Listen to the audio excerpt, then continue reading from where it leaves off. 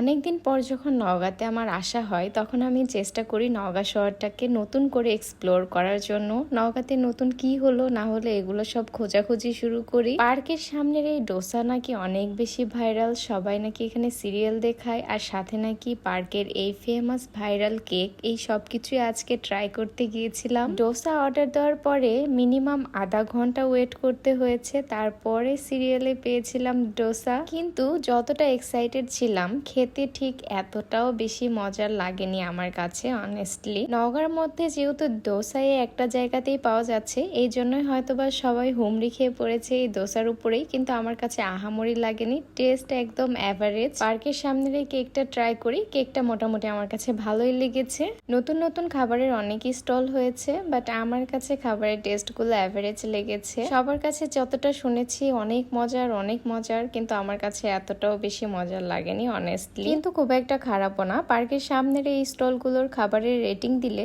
10-এর মধ্যে আমি দিব 6-7 এরকম। আপনারা কত দিবেন কমেন্টে জানান।